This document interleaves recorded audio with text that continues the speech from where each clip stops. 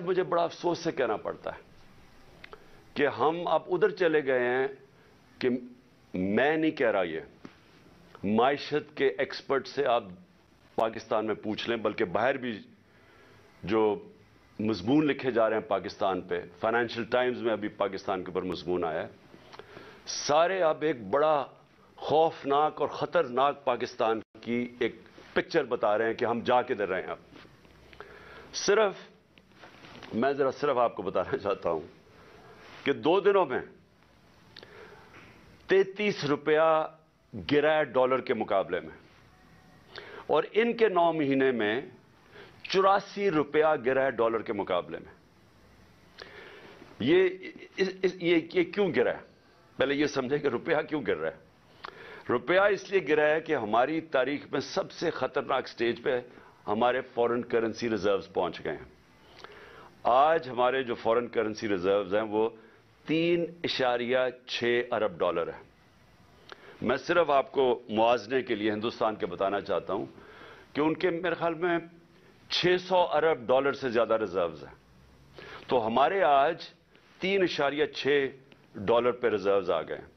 मैं सिर्फ आपको बताना चाहूं कि जब ये नो कॉन्फिडेंस का ये मोशन दाखिल करवाई गई थी असेंबली में, उस वक्त हमारे रिजर्व्स 16.4 अरब डॉलर थे।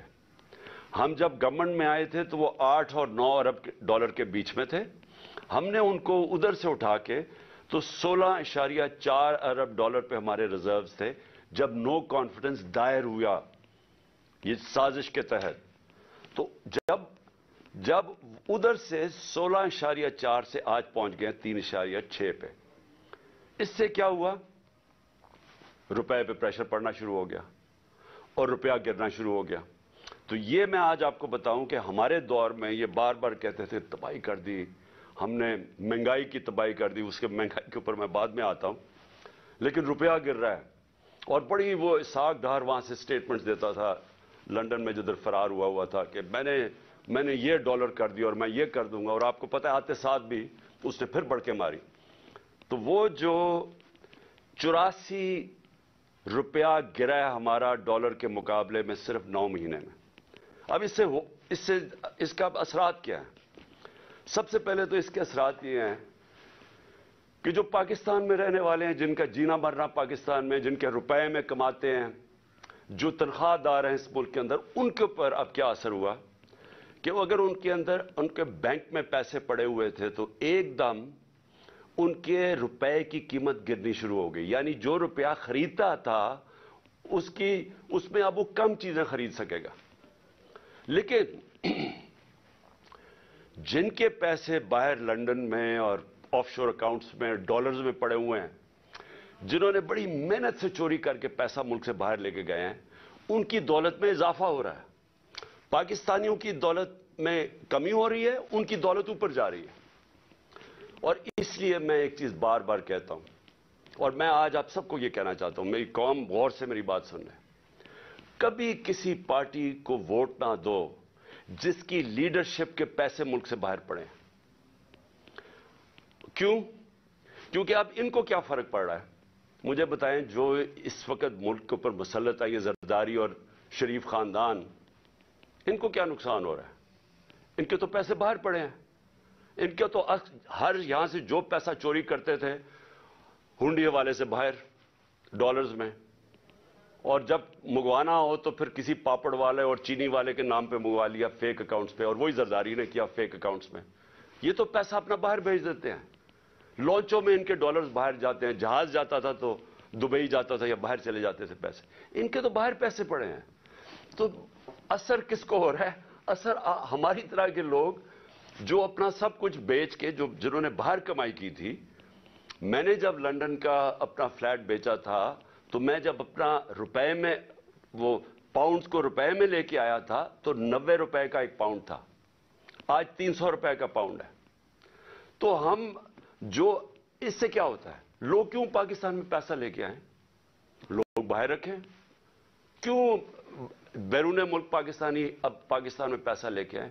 क्यों पाकिस्तान में सरमायाकारी करें? जब रुपया गिरता जा रहा है वो डॉलर्स में रखें तो उनको नफा होना शुरू हो जाता है। اس کے بہت دور کے نقصانات ہیں پاکستان کو. لیکن میں اب ذرا آپ کو اپنی قوم کو صرف بتانا چاہتا ہوں کہ آپ کے اوپر اب میں خاص طور پہ پاکستان کے تنخواہ دار طبقے سے بات کر رہا ہوں. جو بھی مزدور ہے, دہاڑی دار ہے, پولیس والے ہیں, فوجی ہیں, بیوروکریٹس ہیں, جو تنخواہ پہ گزارا کرتے ہیں, آج آپ سب غور سے سن لیں کہ یہ رجیم چینج کے بعد آپ کے اوپر اب کیا اثرات اس کے آنے والے ہیں. پٹرول جب ہم تھے, میں پھر سے یاد کرا دوں کہ انٹرنیشنل مارکیٹ میں تیل اس وقت $110 کے ارد گرد جا رہا تھا, تھوڑا اوپر تھوڑا نیچے. آج ابھی اوپر گیا ہے انٹرنیشنل مارکیٹ میں تیل, ابھی بھی وہ کوئی $85 کے قریب ہے, یہ $75 تک آ چکا تھا. لیکن ہمارے وقت پہ کتنا لیٹر بک رہا تھا پٹرول اور ڈیزل؟ $150 لیٹر ہمارے دور میں پٹرول تھا اور $145 ڈیزل بک رہا تھا. آج جو پٹرول اور ڈیزل ہے وہ جب یہ روپیہ گرے گا تو روپے کی گرنے سے یہ اوپر چلا جائے گی اس کی قیمت. تو یہ اس کی قیمت اگر ٹیکسز مزید اور نہ لگائے گئے, $50 لیٹر پٹرول اور $50 لیٹر ڈیزل اوپر جائے گا یہ جو روپیہ گرا ہے. اس کے علاوہ میں چاہتا ہوں ذرا یہ آرام سے چیزیں سنیں آپ, کیونکہ آپ کو پتا ہونا چاہیے کہ آج ہم کھڑے کدھر ہیں. اور یہ جب میں کہتا جا رہا تھا کہ ان کو نہ بلکہ الیکشنز کروا دو, وہ بہتر تھا بجائے کہ یہ لوگ پھر آئیں اور یہ جو صرف ان کا تو مقصد اپنی چوری, اپنے کرپشن کیسز ختم کرنے تھے اور وہ کر لیے انہوں نے. تو یہ عوام کے لیے تو آئے نہیں تھے, عوام کو تو یہ اب جو چھوڑ کے گئے ہیں آپ کے سامنے. جب ہم چھوڑ کے گئے تھے تو 12% تھی مہنگائی, انفلیشن, جس کو CPI کہتے ہیں, کنزیومر پرائس انڈیکس اس وقت 12% تھی. آج وہ 35% پہ جائے گی. یہ جو اب روپیہ گرا ہے اس سے اب یہ جائے گی 35% کے اوپر. اور جو دوسری ایک اور جس کو کہتے ہیں سینسٹیو پرائس انڈیکس, وہ ہوتا ہے, وہ مہنگائی وہ چیزیں ہوتی ہیں جو لوگوں کے استعمال میں, کھانے پینے کی چیزیں, بجلی, گیس, جو عام لوگوں کو افیکٹ کرتی ہیں. وہ ہمارے دور میں ہم 16 روپے چھوڑ کے گئے تھے, اور یہ یاد رکھیں تب قیمتیں سب سے اوپر تھیں ساری. یہ جو گھی کی امپورٹس تھیں, یہ ایڈیبل آئل, یہ سب سے اوپر تھا. تو ہم اس پیک کے اوپر تھے تو تب وہ 16% تھی. یہ اب جائے گی 45 سے 50%. یعنی پاکستان کی تاریخ کے اندر یہ سب سے زیادہ مہنگائی ہوگی. اور جو چیزیں امپیکٹ ہو. اچھا, اسی دور میں میں صرف آپ کو بتا دوں, ہمارے دور میں 12% مہنگائی تھی, اس وقت ہندوستان میں 7% تھی. آج پاکستان میں 35% پہ چلی گئی ہے, ہندوستان میں 6% آ گئی ہے. تو وہاں مہنگائی کم ہوئی ہے. کیوں مہنگائی کم ہوئی ہے؟ کیونکہ انٹرنیشنل یہ جو کموڈیٹی سپر سائیکل ہے, قیمتیں نیچے آ گئی ہیں. تو وہاں 7 سے 6% آ گئی ہے, ہمارا 12 سے 35% پہ گئی ہے. تو سارے جو تنخواہ دار طبقے ہیں, آپ سوچ لیں کہ جب 35% مہنگائی ہوگی, آ گئی, مشکل وقت تھا ہمارے دور میں بھی, کرونا کا, انٹرنیشنل جو امپورٹڈ انفلیشن تھی اس کے ہمارے کنٹرول میں نہیں تھی, تو تب وہ سارے اوپر تھے. تو اب تو وہ نیچے آ رہے ہیں, لیکن پاکستان کے اندر آج مہنگائی بڑھتی جا رہی ہے. اور پھر سے جو تنخواہ دار طبقہ ہے وہ سب سے زیادہ اس سے متاثر ہوگا. جو میں عام آدمی کی اب بات کرتا ہوں, میں باقی لمبی چیزوں کے اوپر نہیں جاتا, لیکن میں صرف ایک عام آدمی جس کی بنیادی ضروریات آٹا ہے, ایک عام گھرانہ ہے, جو ہم نے اندازہ لگایا ہے کہ ایک عام گھر ہے, اس کے اوپر جو اب آٹے کا خرچہ آئے گا, کیونکہ ہمارے دور میں آٹا تھا, آٹا گیا ہمارا 60 روپے اور آج وہ گیا 150 روپے پہ, یعنی تقریباً 2.5 گنا سے بھی تھوڑا زیادہ. تو آٹا جو عام لوگ, ایک ہم نے اندازہ لگایا اب 18,000 روپیہ صرف ایک گھر सिर्फ रोटी लेने पे खर्च करेगा, तो कमाई सिर्फ जाएगी उनकी, जो भी पैसा कमाएंगे 18,000 रुपए उधर। जो आम आदमी इस्तेमाल करता है, प्याज हमारे दौर में 44 रुपए किलो था, आज वो चला गया 230 रुपए किलो। तो अगर रोटी आ भी गई तो उसके लिए, प्याज के लिए आपके सामने, और मुर्गी दुगनी हो गई है। अब बिजली पे आ जाएं।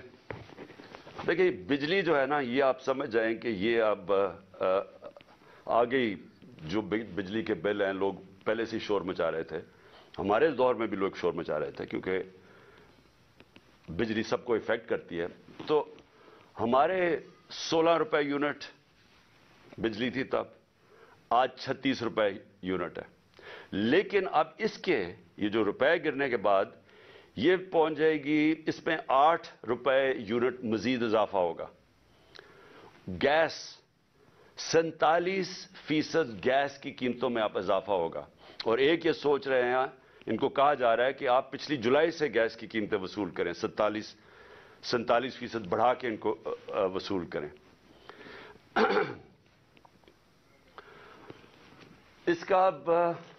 इसका इंपैक्ट अब आम लोगों को तो मैंने बता दिया आपके ऊपर क्या होगा, लेकिन मैं अब आपको बताऊं कि इसका इंपैक्ट पूरी माशरत के ऊपर क्या होगा। सबसे बड़ा इसके ऊपर इंपैक्ट होगा पाकिस्तान की ग्रोथ रेट, यानी जो दौलत में इजाफा होता है, जिसको ग्रोथ कहते हैं दौलत में, वो इस पहले गिर रहा था, इंडस्ट्री बंद हो रही थी, किसान मुतासर था। किसान ने सिर्फ यूरिया के ऊपर, हमने कैलकुलेट किया है कि यूरिया की जो कीमत बढ़ी है, 60 अरब रुपया किसानों का गया है सिर्फ इजाफी यूरिया की कीमत पे। ये जो गंदम की फसल उगानी है, जो उगाई थी उन्होंने, ये जो अभी कटेगी मार्च और अप्रैल में, 60 अरब रुपया सिर्फ गंदम उगाने के लिए यूरिया पे एक्स्ट्रा उनको इजाफा, उसकी महंगाई की वजह से इफेक्ट हुआ है। हमारी इंडस्ट्री बंद हो रही है। आज पाकिस्तान के अंदर बेरोजगारी बढ़ रही है। बेरोजगारी इसलिए बढ़ रही है कि इंडस्ट्रीज, एक्सपोर्ट इंडस्ट्री, वो सारी मुतासर हो रही हैं। पाकिस्तान की एक्सपोर्ट्स गिर रही हैं, क्योंकि इन्होंने जो पॉलिसीज बनाई रॉ मटेरियल बंद करने की, सोचे समझे बगैर, उससे मुतासर होगी एक्सपोर्ट्स। रेमिटेंसेस जो बाहर से डॉलर्स आ रहे थे वो कम हो गए हैं, क्योंकि इतना बड़ा गैप हो गया था उसमें। एक तो वजह इन्होंने इसलिए कम किया, इसलिए इन्होंने ये रुपए को गिराया। ये है जी, मैं सिर्फ बाकी चीज़ों पे आने लगा हूं, लेकिन ये है पाकिस्तान की इकोनॉमिक सर्वे। ये हर साल गवर्नमेंट जो मायशत के ऊपर एक डॉक्यूमेंट बनाती है, मई के अंदर ये डॉक्यूमेंट पब्लिश हुई है, यानी कि इस हुकूमत ने ये डॉक्यूमेंट बनाई है, इकोनॉमिक सर्वे। ये जरा इकोनॉमिक सर्वे आप खोल के देख लें, इसमें आपको जो चीज़ें नजर आएंगी कि अप्रैल में पाकिस्तान, मार्च अप्रैल में किधर खड़ा था। आपको हैरत होगी कि इस सब के, कोरोना के बावजूद, 2 साल कोरोना, इंटरनेशनल प्राइसेस सबसे ज्यादा ऊपर, जो जिसको मैं बार बार कहता हूं energy prices, commodity super cycle, वो सबसे ज्यादा। उसके बावजूद इस रिपोर्ट में पाकिस्तान की चौथे साल में 6% ग्रोथ रेट हुई, 6% पाकिस्तान की इकॉनमी बढ़ी। आज ये जो मैं आपको बता रहा हूं, ये 0 से भी नीचे चली जाएगी, ये मनफी में चली जाएगी ग्रोथ रेट। अभी जिस तरह इंडस्ट्री बंद हो रही है, जिस तरह किसान मुतासर हो रहा है, जिस तरह हमारी सर्विसेज इंपैक्ट हो रही है, सारी बिजनेस स्लो डाउन है, तो ये तो बिल्कुल नीचे चली जाएगी। इसका क्या इंपैक्ट पड़ेगा रोजगार के ऊपर? हमारी एक नौजवान आबादी है। मुझे बड़ा फख्र था कि हमारे दौर में 18 लाख नौकरियां हम हर साल मजीद बढ़ाते थे, और हमने अपने 3 साल में 55 लाख नौकरियां बढ़ाई। मैं फिर से कहता हूं, कोरोना का दौर था, जब लॉकडाउन के दौर था, उसमें हमने 55 लाख नौकरियां बढ़ाई। अभी सिर्फ टेक्सटाइल वालों से पूछ लो, बाकी चीजें छोड़े, सिर्फ टेक्सटाइल इंडस्ट्री से पूछ लो कि उनको कितना नुकसान हुआ है, उनकी कितनी ज्यादा बेरोजगार हुए हैं सिर्फ टेक्सटाइल वर्कर्स। हमारे दौर में टेक्सटाइल इंडस्ट्रीज को वर्कर्स नहीं मिलते थे, मजदूर नहीं मिलते थे। आज ये हालात है, आप फैसलाबाद जाके देख ले तो आपको नजर आ जाएगा कि किस तरह की बेरोजगारी है और मजीद आगे आ रही है। یہ جو اسی میں سروے میں ہماری جو لارج اسکیل مینوفیکچرنگ ہے تقریباً 12% تھی. یہ 17 سال کے بعد ہماری انڈسٹری بھی اوپر گئی, ہماری زراعت بھی اوپر گئے, ہماری سروسز انڈسٹریز بھی اوپر گئی, ریکارڈ ٹیکس کلیکشن ہوئی. ہمارے جو جس ریٹ پہ ہمارا ٹیکس بڑھ رہا تھا یہ بھی ریکارڈ تھا پاکستان میں 6000, یہ اس میں سب کچھ ہے, 6000 ارب روپے سے اوپر ہمارا ٹیکس کلیکشن ہو گئے. تو ہر چیز جب اوپر جا رہی تھی جب یہ چینج آیا. اب میں اس کی ذرا آپ کو اگلی چیز بتاتا ہوں کہ اب ہم ملک جا کس طرف رہا ہے. میں اس لیے یہ کہنا چاہتا ہوں کہ مجھے اب سب سے پہلے تو خوف آ رہا ہے کہ جب میں نے پہلے بات کی تھی کہ یہ جب معیشت نیچے چلی جائے گی اور ان کے ہوتے نیچے جائے گی, کیونکہ اسحاق ڈار جب 99 میں جب چھوڑ کے گیا تھا معیشت تو تب بھی وہ لائف سپورٹ مشین پہ تھی, اور اس کے بعد 2018 میں بھی وہ بری طرح چھوڑ کے گیا تھا, ایکسپورٹس میں کوئی اضافہ نہیں تھا. اور اب آ کے اس نے وہاں لے گیا ہے کہ پاکستان کی نیشنل سیکیورٹی کو خطرہ ہے. میں اس لیے یہ کہہ رہا ہوں کہ جن لوگوں نے اب بیل آؤٹ کرنا ہے پاکستان کو اس میں سے جو نکالیں گے, جو ہم اب ان سے بھیک مانگیں گے, کیونکہ ہماری آمدنی کی اب تو ہے ہی نہیں, جدھر سے ہم نے ڈالر کمانے تھے وہ تو نیچے جا رہے ہیں, ریمیٹنسز, اور اگر ایکسپورٹس نیچے جا رہی ہے تو ہمارے تو ڈالر کم ہو رہے ہیں. تو اب ہم نے کسی سے ہاتھ پھیلا کے جو بھی مدد مانگیں گے یہ یاد رکھیں کہ وہ ایک قیمت مانگیں گے. خدا نہ خواستہ وہ اس طرف نہ جائیں جو اب سری لنکا کو انہوں نے کہا کہ 50% اپنی فوج کم کرو. مصر کو بھی IMF نے کہا کہ اپنے فوج کے خرچے کم کرو. تو جو بھی اب بیل آؤٹ کرے گا وہ اب کنڈیشنز دے گا. تو پہلی تو کنڈیشنز میں نے آپ کو بتا دیں کہ ابھی انہوں نے مزید اور ٹیکسز لگانے ہیں کیونکہ ہماری ٹیکس کلیکشن گر گئی ہے, 400 ارب روپے کے ٹیکسز لگانے ہیں تو وہ بھی مہنگائی پیدا کرے گا.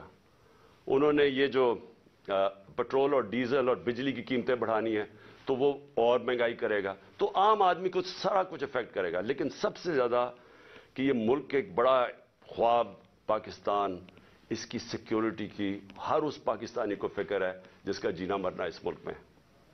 وہ لوگ جن کا سٹیک پاکستان میں نہیں ہے ان کو اس کی فکر نہیں ہے, ان کو تو باہر بیٹھے ہوئے ہیں, جب مشکل آتی ہے باہر چلے جاتے ہیں. مسئلہ یہاں پاکستان کے لوگوں کو ہے, اور یہ میرا سب سے پہلے میں آپ کو بتاؤں کہ میرا یہ خطرہ ہے. دوسرا مجھے جو خوف آ رہا ہے وہ یہ کہ جن لوگوں نے, اور یہ جو چند لوگ تھے جنہوں نے یہ رجیم چینج کے اندر پوری سازش کر کے گرائی تھی گورنمنٹ, مجھے خوف ہی آ رہا ہے کہ انہوں نے کوئی یہ پچھلے 8 مہینے میں کوئی سبق نہیں سیکھا. بجائے یہ جلدی ریئلائز کرتے کہ یہ غلطی ہو گئی ہے, اور یہ غلطی ٹھیک کرنے کا تو صرف ایک ہی طریقہ تھا جو میں پہلے دن سے کہہ رہا تھا جب ہماری گورنمنٹ گرائی, کہ صاف اور شفاف الیکشن کروا دیں. اس کے علاوہ تو کوئی دوسرا طریقہ نہیں تھا. بجائے اس طرف جانے کے مزید اور پاکستان کو دلدل میں ہم نیچے جاتا جا رہا ہے. کیسے ہو یہ رہا ہے کہ عوام کے خوف سے کہ عوام نے اب سوال پوچھنے ہیں, اب سارے تنخواہ دار طبقہ, مزدور, کسان سب اب سوال پوچھیں گے کہ یہ جو آپ سازش کے تحت ان لوگوں کو اوپر لے کے آئے تھے کون ذمہ دار تھے اس کے. قوم سوال پوچھے گی. تو اس کے منہ بند کرنے کے لیے اب ساری حرکتیں ہو رہی ہیں. بجائے یہ کہ وہ قوم کو فیصلہ کرنے دے کون کس کو وہ لانا چاہتے ہیں, ایک جمہوری طریقے سے, ایک صاف الیکشن سے وہ قوم الیکٹ کر لے وہ لوگوں کو جس کو بھی وہ لے کے آئے, اور وہ اس کو مینڈیٹ دے کہ ہمیں اب اس مشکل وقت سے نکالیں. الٹا دوسری طرف نکل گئے ہیں. جو اس وقت طاقتور لوگ پیچھے بیٹھے ہوئے ہیں, مجھے خوف آ رہا ہے کہ وہ پاکستان کو کدھر لے کے جا رہے ہیں. سب سے پہلے وہ پاکستان کی جمہوریت کو تباہ کرنے پہ تلے ہوئے ہیں. ہر حرکت ابھی یہ کی جا رہی ہے کہ ملک کو ایک فیشزم کی طرف, ایک خوف اور ہراساں پھیلایا جا رہا ہے. یہ میں پچھلے 7 مہینے سے دیکھ رہا ہوں. میں بار بار کہتا ہوں کہ میں نے جنرل مشرف کا مارشل لاء دیکھا. میں آپ کو یقین سے کہتا ہوں کہ کبھی اس طرح کا خوف, جو جس طرح کی فیشسٹ طور طریقے استعمال کیے جا رہے ہیں, میں نے کبھی ایسا نہیں دیکھا. वो हरकतें की जा रही हैं उन लोगों को, हम जो इस वक्त बैठे हुए हैं ऑपोजिशन में, कि एक मुल्क के गद्दारों से ऐसे किया जाता। मैं तो ये सोचता था ना कि मुल्क का कोई गद्दार हो तो उससे इस तरह की चीजें की जाए, कोई बैरूनी मुल्क से कोई स्पाई आया हुआ कलभूषण टाइप, उससे। मैंने कभी नहीं ये सोचा था कि अपने लोगों से इस तरह के जो स्ट्रैटेजी, जो टैक्टिक्स इस्तेमाल की जा रही हैं, और जो कभी किसी को, आजम स्वाति को, जो उसके ऊपर जुल्म किया सिर्फ खौफ फैलाने के लिए, फवाद चौधरी, उसको उठा लिया जिस तरह, और रात के, अच्छा आते भी हैं, चले दिन के वक्त आके उठाएं, वारंट दिखा के उठाएं, रात के अंधेरे के अंदर सुबह के 3 बजे आजम स्वाति को, 6 बजे सुबह फवाद चौधरी को। यानी कौन, हम कोई कौम के मुजरिम हैं? और उसके अलावा जो मीडिया से किया, जो अरशद शरीफ से किया, मीडिया के लोगों की सिर्फ आवाज बंद कराने के लिए, इस मुल्क की जमहूरियत खत्म करने के लिए, ताकि लोगों को डर से कहीं लोग इन चोरों के पीछे लग जाएं। सारी कोशिश की जा रही है कि हम घबरा के, डर के, हम कहें जी चलें ठीक है जी ये चोरी कबूल है। मैं आज अपनी कौम को भी बताना चाहता हूं, और वो लोग जो ये कर रहे हैं उनको बताना चाहता हूं कि आप मुल्क को उधर धकेल रहे हैं, ये सारों के हाथों से निकल जाना है। अभी उस तरफ तकरीबन पहुंच गए हम। ये जो माशत से हुआ है, ये जो महंगाई आ रही है, और एक तरफ महंगाई आ रही है, दूसरी तरफ बेरोजगारी आ रही है, और तीसरी तरफ तनख्वाहदार तबका है। जब उसकी तनख्वाह खत्म हो जाएगी 10-12 दिनों के अंदर, वो कैसे घर गुजारा करेंगे? तो ये तो अभी आवाज उठने वाली है इस कौम के अंदर, और उसके अंदर जो एक जमहूरी तरीका इसे निकालने का, एक सियासी इस्तेकाम पैदा करने का, उसको खत्म करके और ज्यादा खौफ और हरासा फैलाया जा रहा है, और कोने से लगाया जा रहा है जो मुल्क की सबसे बड़ी जमात है। और इससे क्या होगा? इससे पाकिस्तान मजीद दलदल में फंसेगा। हमारा इस वक्त हालात ये हैं कि माशत तो जा ही रही है, पाकिस्तान के चुन चुन के इदारे तबाही की तरफ जा रहे हैं। पार्लियामेंट, फेडरल पार्लियामेंट की क्या हैसियत रह गई जब राजा रियाज अपोजिशन लीडर बन गया? वो पार्लियामेंट क्या है जिधर अपोजिशन ही नहीं है? जो कहता है मैं नून लीग से टिकट लड़ूंगा, वो अपोजिशन लीडर बन गया। तो पार्लियामेंट खत्म। एफआईए का काम है करप्शन पकड़ना, एफआईए का काम है जुर्म को पकड़ना। एफआईए को सिर्फ शहबाज शरीफ को वो मंजूर चपड़ासी और वो जो 16 अरब रुपए की इनकी चोरी पकड़ी थी, उसको मिटाने के लिए, उसको दबाने के लिए सारी एफआईए तबाह कर दी है। एफआईए में अपने वो चमचे डाल दिए। उनसे क्या कर रहे हैं कि इंतकामी कार्रवाई शुरू करवा दी है हर एक के ऊपर। कि मेरे ऊपर 70 केसेस किए हुए हैं, 70 एफआईआर है मेरे पे। सारी टॉप लीडर जो जिससे डर लगता है उसको पकड़ लेते हैं, उसके ऊपर एफआईआर काट देते हैं। तो ये क्या, इससे क्या हमारे मुंह बंद हो जाएंगे? इससे क्या मुल्क ठीक हो जाएगा? एफआईए, नैब जिसने हमारे दौर में 480 अरब रुपया रिकवर किया था 3.5 सालों में मुल्क के लिए, 480 अरब रुपया, आज 1100 अरब रुपया जो नैब ने रिकवर करना था वो माफ करवा दिया चोरों का, और नैब को फिर इस्तेमाल कर रहे हैं। खैर वो तो टूथलेस बॉडी है, उसके तो अपनी चोरी बचाने के लिए उसको भी खत्म कर दिया है। यानी लाइसेंस दे दिया है पाकिस्तान में व्हाइट कॉलर क्राइम को। आज ताकतवर अब चोरी करेगा, जो मुल्क से पैसा बाहर भिजवा देता है, नैब की कोई अब ताकत नहीं रहेगी उसको पकड़ने के लिए, सिर्फ छोटे चोर अब पकड़े जाएंगे। हमारी अदलिया, हमारा इंसाफ का निजाम, उसके ऊपर जितना प्रेशर डाला हुआ है, और सिर्फ प्रेशर किस लिए डाला हुआ है कि रूल ऑफ लॉ के लिए नहीं, रूल ऑफ लॉ ना आए उसके लिए प्रेशर डाला हुआ है। और हमारे सामने अभी ये जो केयर टेकर गवर्नमेंट बनी है, मैं इसके ऊपर आना चाहता हूं कि पहले तो कौम को समझ आनी चाहिए कि केयर टेकर गवर्नमेंट का मतलब ही होता है न्यूट्रल अंपायर। ये लेके केयर टेकर गवर्नमेंट इसलिए आए थे कि किसी को ये खौफ था कि जी जो सिटिंग पार्टी इलेक्शन करवाएगी वो साफ और शफाफ इलेक्शन नहीं करवाएगी, और इसलिए केयर टेकर गवर्नमेंट का आइडिया आया। लेकिन मेरा पॉइंट यह है कि क्या ये जो शर्मनाक हो रहा है केयर टेकर गवर्नमेंट के नाम पे, ये कभी पाकिस्तान की तारीख में पहले हुआ है? कभी ऐसा हुआ है? کہ کیئر ٹیکر گورنمنٹ ہمارے بدترین مخالف کو وہاں بٹھا دیا، یہاں بھی اور پختونخوا کے اندر بھی. وہ بھی جب آپ کیبنٹ دیکھیں تو اس کا تحریک انصاف، سارے جو اینٹی تحریک انصاف ہے وہ وہاں کیبنٹ میں آ گیا اور یہاں اس کو بٹھا دیا اور آتے ساتھ ہی کارروائیاں شروع کر دی ہیں جو فواد چودھری سے کی ہیں اور باقیوں کے اوپر اب ایف آئی آرز بنا رہے ہیں. کیا یہ ہے نیوٹرل کیئر ٹیکر؟ یعنی کوئی قوم کو اتنا بیوقوف سمجھا ہوا ہے کہ آپ ایک طرف نیوٹرل امپائر کھڑا کر رہے ہیں اور بدترین ہمارے مخالف یہاں کھڑے کر دیے لا کے. اور پھر کیئر ٹیکر گورنمنٹ کیا کرتی ہے؟ میں ایک کیس صرف بتانا چاہتا ہوں، یہ جو جے آئی ٹی کا. اب جے آئی ٹی بنی تھی، میں پہلے بھی اس کے اوپر بات کر چکا ہوں. یہ بنی تھی جو میرے اوپر حملہ ہوا، جو مجھے قتل کرنے کی طاقتور لوگوں نے جو سازش کی، اور جو میں ابھی بھی میری ٹانگ اس سے ریکور کر رہی ہے، میری ہڈی پوری طرح نہیں ابھی تک جڑی. تو وہ کیئر ٹیکر گورنمنٹ تو بننا چاہیے تھا ان کو کہ صرف الیکشن کروانے کے لیے. اس نے آتے ساتھ ہی پہلے تو انتقامی کارروائی شروع کی، جو آن گوئنگ سکیمز وہ ختم کر دی ہماری، سب غیر قانونی. جو ڈپارٹمنٹس کے ہیڈ لگے ہوئے تھے، جو نان پولیٹیکل لوگ تھے، ان کو ہٹانا شروع کر دیا. اور جو جے آئی ٹی ہے، جے آئی ٹی کو بند کر دیا. اب پروونشل جے آئی ٹی نے فائنڈنگز کی ہوئی تھی کہ ایک نہیں تھا، 3 شوٹر تھے. 2 جو ڈی پی او گجرات تھا اور جو سی ٹی ڈی کا ایس ایس پی تھا، ان دونوں نے پروونس کی جے آئی ٹی کی پروونس کی پولیس نے منع کر دیا کہ جی ہم اپنے فون بھی نہیں دکھاتے جن سے انہوں نے تصویریں لی تھی، اس کا ویڈیو بنائی تھی جو شوٹر تھا ندیم. اور جب انہوں نے یہ ثابت کر دیا 3 شوٹر ہیں، تو وہ ساری جو پورا بنایا ہوا تھا طاقتور لوگوں نے بیانیہ، وہ ختم ہو گیا. تو یہ ضروری تھا کہ طاقتور لوگ سب سے پہلے جو اس حکومت کے پیچھے ہیں کہ جے آئی ٹی کو ختم کریں.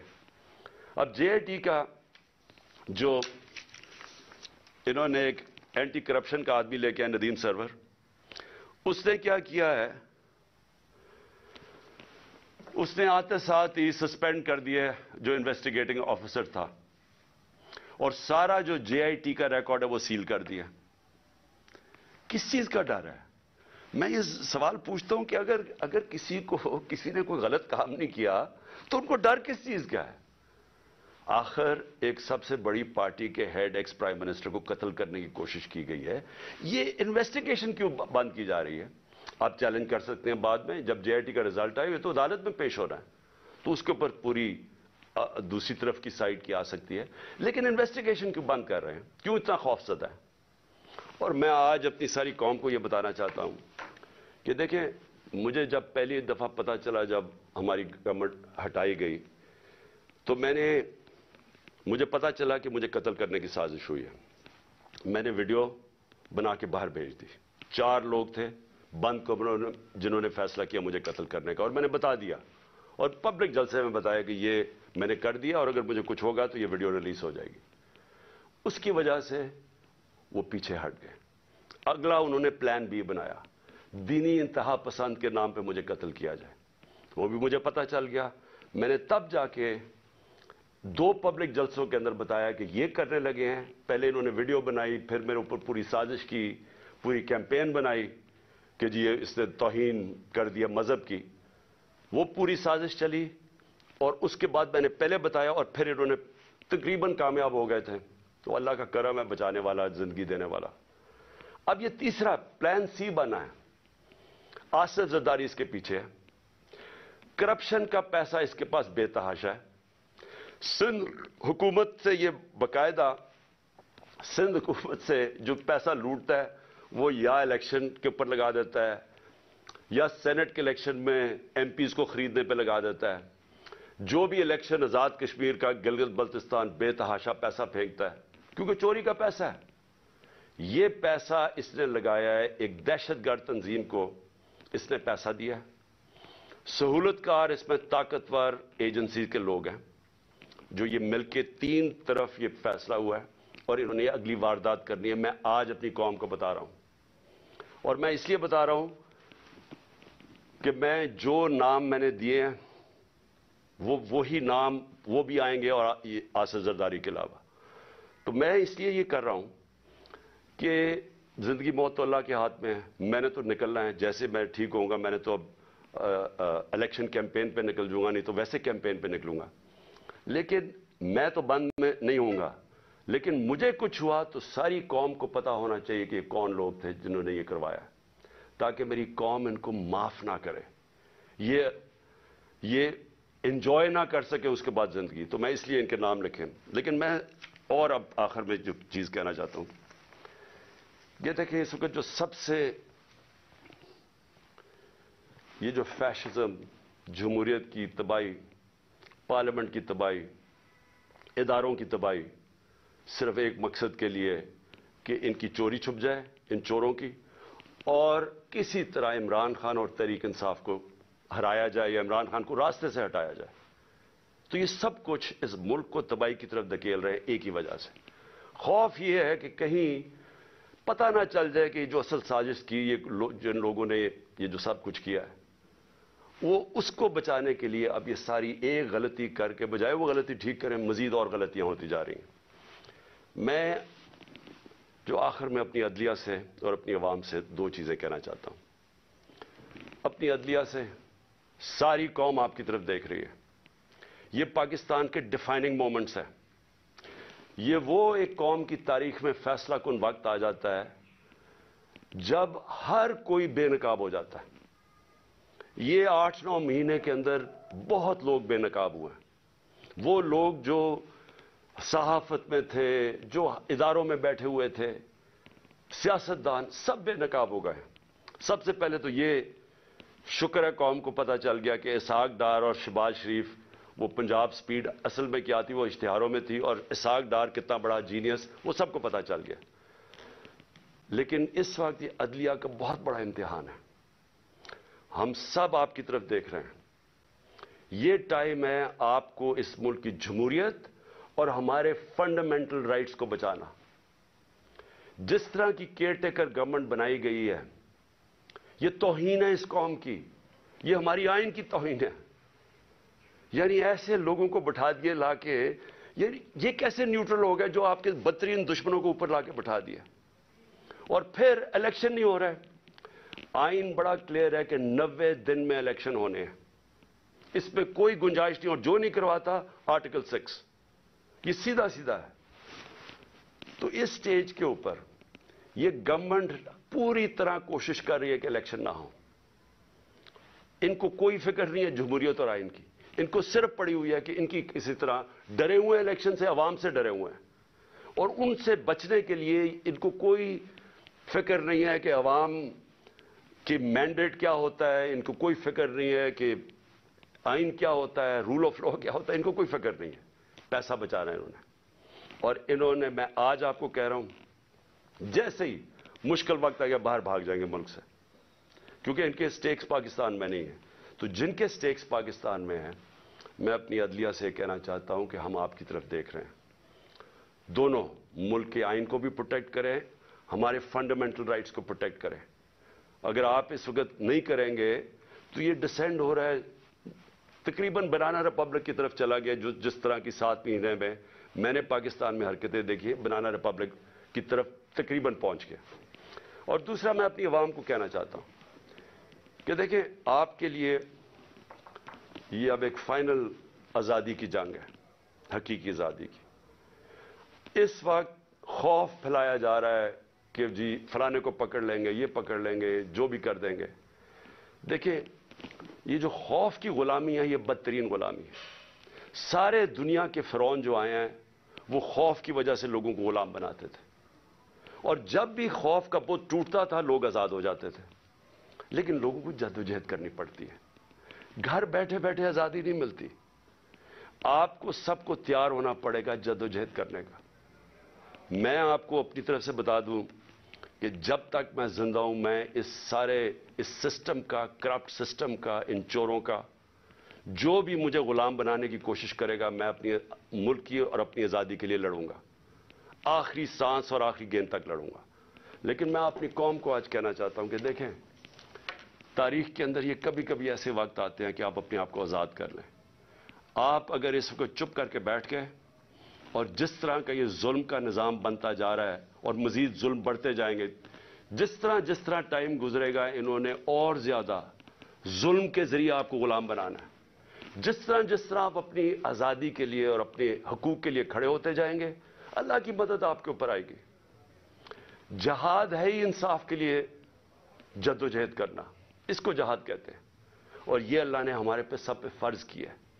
तो मैं आप सबको आज अपील कर रहा हूं आपके लिए कि आपने आने वाले दिनों में जिस तरह के ये हमें कोशिश कर रहे हैं कि अवाम की आवाज बंद करने की, हमें गुलाम बनाने की, आपने जद्दोजहद के लिए तैयार रहना है। मैं इंशाअल्लाह फिर से आपको बता दूं कि मैं इसके लिए पूरी तरह तैयार हूं। मैं आखिरी दम तक खड़ा हूंगा, और आपने इस मुल्क के मुस्तकबिल को बचाने के लिए आपने खड़े होना है। माइशत का आपने देख लिया हालात, आपने देख लिए कि ये जिस तरह की महंगाई, 50 साल में ऐसी महंगाई नहीं आई जो अब आई है, और मजीद अभी और आगे आएगी। और ये सिर्फ ये समझ रहे हैं कि अगर आपको डरा धमका देंगे और मीडिया के पैसे दे के लोगों को, चंद लोगों को अपने साथ मिला के, तो इस तरह भेड़ बकरियों की तरह आपको दबा देंगे, ये इसके पर उम्मीद लगा के बैठे हैं। इंसान के हुकूक होते हैं, जानवरों के हुकूक नहीं होते। इंसान अगर अपने हुकूक के लिए नहीं खड़ा होता तो वो जंगल का कानून बन जाता है और वो जानवरों का निज़ाम आ जाता है। तो मुझे उम्मीद है कि मैं आप तैयार रहें। आने वाले दिनों में अगर इन्होंने हमारे पे जुल्म किया, हम सब खड़े होंगे। मैं आपके साथ खड़ा होऊंगा। चंद हफ्ते, ज़्यादा से ज़्यादा 2 हफ्ते इंशाल्लाह मैं खड़ा हो जाऊंगा, और मैं इंशाल्लाह फिर निकलूंगा। पाकिस्तान जिंदाबाद।